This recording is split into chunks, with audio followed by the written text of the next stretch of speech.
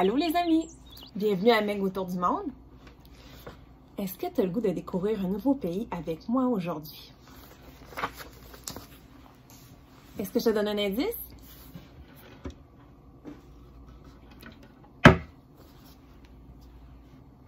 Est-ce que tu reconnais de quel pays il s'agit? Il s'agit du Panama. Le Panama, c'est un pays de l'Amérique centrale. Tu vois l'Amérique ici? L'Amérique du Nord est là, l'Amérique du Sud, et entre les deux, on appelle ça l'Amérique centrale.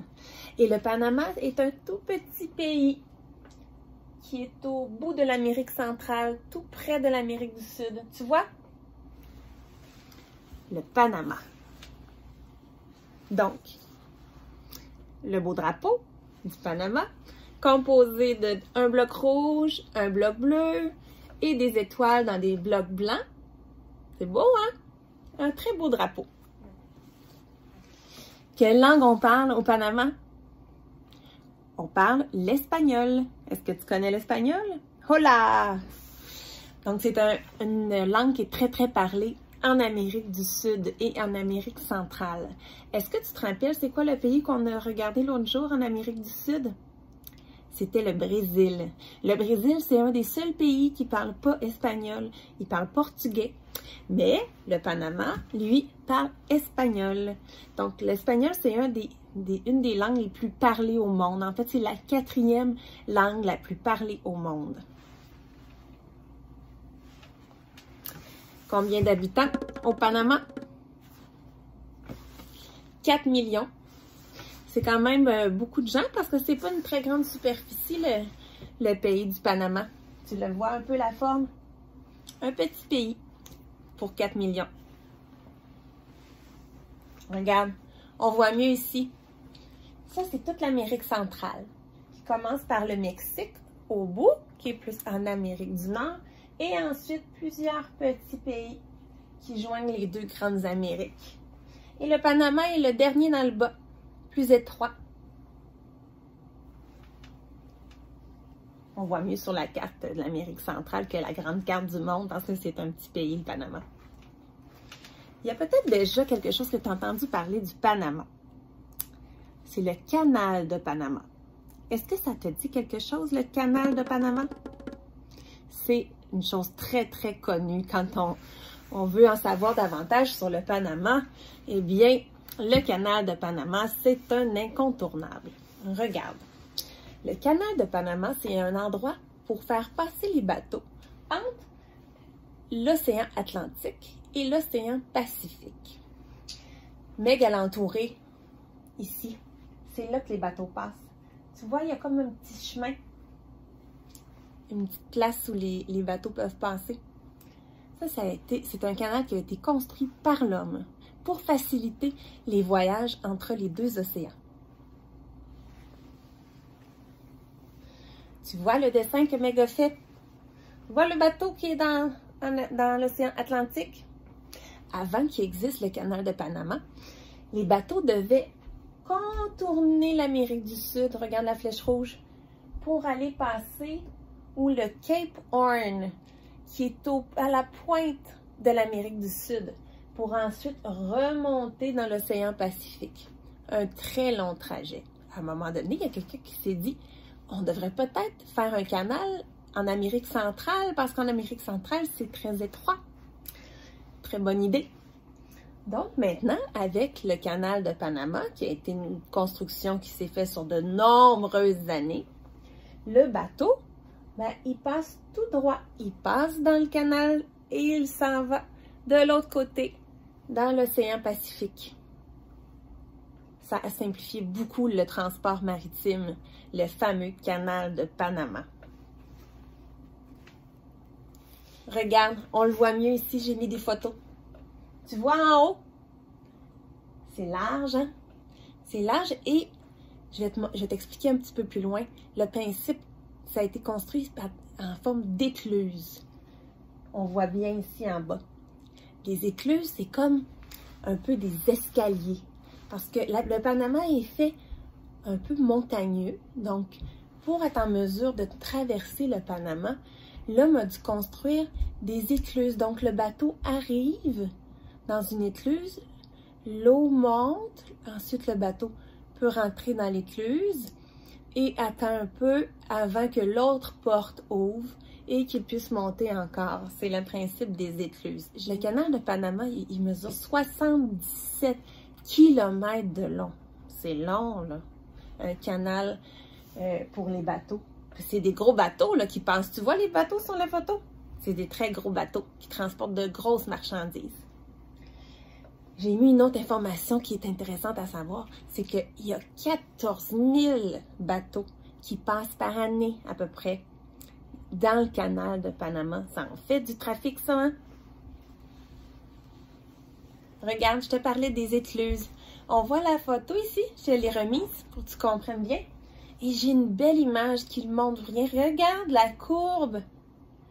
Ça, c'est la courbe de comment le Panama est fait. Donc, il y a une petite butte. Donc, les bateaux, pour pouvoir traverser la butte, doivent passer dans des écluses. Il y en a 3 grandes sections d'écluses. Tu vois ce que ça fait? Ça fait vraiment un escalier et après ça, les écluses qui redescendent pour aller dans l'autre océan. C'est quelque chose qui a été très, très compliqué à construire, qui a pris beaucoup de temps. Mais c'est une des réalisations d'ingénierie les plus exceptionnelles que l'homme a fait, le fameux canal de Panama. Donc, si un jour tu vas visiter le Panama, c'est un incontournable. Tu ne peux pas aller au Panama sans aller voir le canal de Panama. Il y a d'autres choses quand même à savoir sur le Panama. Il n'y a pas juste un canal. Le Panama, c'est 50% de son territoire qui est pour l'agriculture. Donc, ils produisent beaucoup de choses, comme beaucoup de pays d'Amérique centrale et d'Amérique du Sud. Est-ce que tu te rappelles les choses que le Brésil produisait beaucoup? Parce que le Panama, ça ressemble un peu. C'est le même genre de climat. Donc, j'avais déjà parlé de la canne à sucre. Donc, le Panama aussi en produit beaucoup de canne à sucre qui permet de faire le sucre. Le sucre qu'on utilise pour faire les gâteaux et tout. Ça commence par des grands bâtons comme ça. Et le café, que tes parents doivent aimer, bien, il y en a beaucoup qui se produisent aussi au Panama. Il y a une autre chose qui se produit beaucoup au Panama que les singes aiment manger. Est-ce que tu sais de quoi je parle? C'est jaune. Tu sais c'est quoi? Je te montre. Des bananes. Donc, le Panama, il produit beaucoup, beaucoup de bananes. Regarde le nombre de bananes qu'il produit. Il produit annuellement 1 million de tonnes de bananes. Est-ce que tu es capable d'imaginer c'est quoi 1 million de tonnes de bananes? Je t'ai mis un petit exemple pour essayer de te figurer la quantité de bananes qui peut être produite. 1 million de tonnes de bananes, ça équivaut à le poids de 200 000 éléphants. Ça en fait des bananes, ça, hein? À chaque année. C'est fou! Il y a une autre chose importante à savoir au Panama, c'est que le Panama, c'est un des pays qui fait très attention à son environnement. On sait à quel point c'est important. Eh bien, ils mettent beaucoup d'énergie à la protection de l'environnement, même que c'est le pays du monde que la plus grande proportion de son territoire est utilisée pour des parcs naturels nationaux. Regarde tous les éléments en vert. C'est tous des parcs naturels nationaux qu'il y a au Panama. Il y en a un très gros ici, tantôt qu'on va parler, qui est à la jonction avec la Colombie. Dans les fameux parcs nationaux, il y a énormément de types de paysages à découvrir. Il y a des plages, il y a de la jungle, beaucoup de jungle. Il y a de belles grandes cascades. Tu vois la belle chute ici, en pleine jungle, comme c'est beau. Il y a aussi des rivières qu'on peut traverser en pirogue et visiter. Il y a aussi des mangroves. Est-ce que tu sais c'est quoi une mangrove? C'est ça ici. C'est souvent sur le littoral et c'est des endroits où il y a des types d'arbres qui poussent dans la vase. Regarde les grandes racines. Donc, ça fait des places où on peut se promener à travers et qu'il y a des grands arbres avec des grandes racines qui dépassent et qui rentrent dans l'eau. c'est vraiment des belles choses à visiter. Les mangroves. Donc, il y en a dans les parcs nationaux au Panama.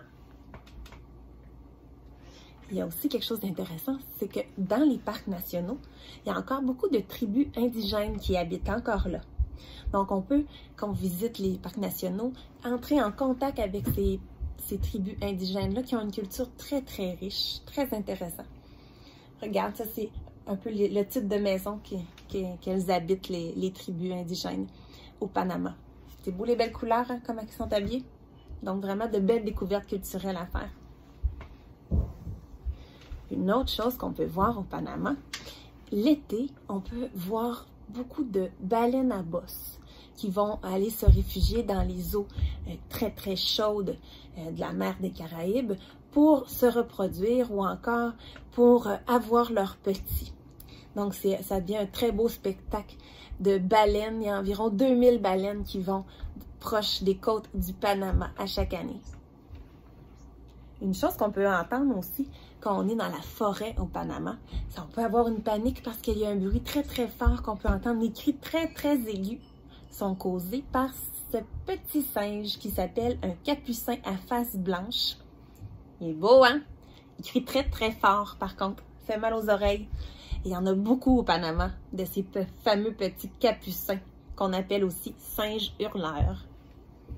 Il y a aussi une autre chose, un autre animal qui est très représentatif du Panama. Je te montre. C'est une grenouille jaune avec des taches noires brunes dessus.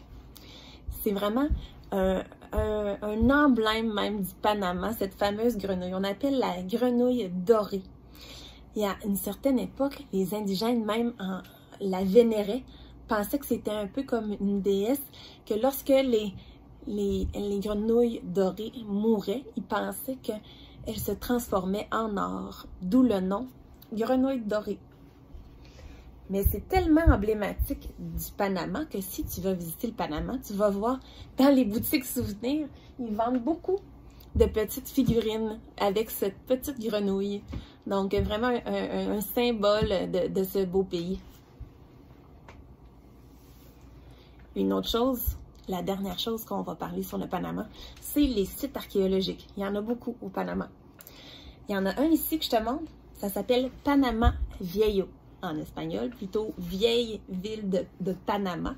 Donc c'est une portion finalement de la ville actuelle de Panama, mais qui était située un peu à un autre endroit et qui a été fondée il y a 500 ans, en 1519, par un conquistador espagnol qui s'est installé là.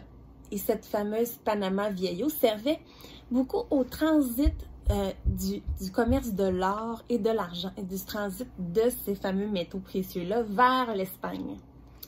Donc, le Panama, c'est une source. Ils ont beaucoup d'or, d'argent, de cuivre dans leur sol. Donc, c'était devenu un commerce il y a plusieurs centaines d'années, le commerce de l'or. Donc, il a fondé ça pour le transit et environ 100 ans plus tard, la ville a été complètement pillée par une grande bande de pirates, 1200 pirates qui ont attaqué la ville, puis qui l'ont pillée, qui ont tout pris l'or, l'argent qui pouvait s'y retrouver, tout ce qui avait de la valeur.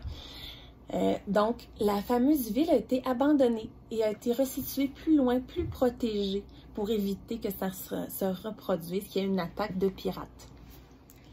Et la dernière chose que je te montrerai, c'était tout à l'heure, je te parlais d'un site, d'un parc national qui s'appelait le parc national Darien. Donc, c'est un très grand parc national proche de la Colombie. Et une chose qu'on peut voir de très intéressant quand on visite ce grand parc national, c'est on peut voir des vestiges, des ruines de chemins de fer, d'anciennes installations qui servaient justement au transport de l'or d'un endroit à l'autre au Panama. C'est intéressant, hein? Regarde la locomotive qui est toute rendue plein de lianes autour. C'est vraiment spécial à voir. Est-ce que tu as aimé faire le tour du Panama avec moi? Oui? La prochaine place qu'on va visiter, on va changer de continent.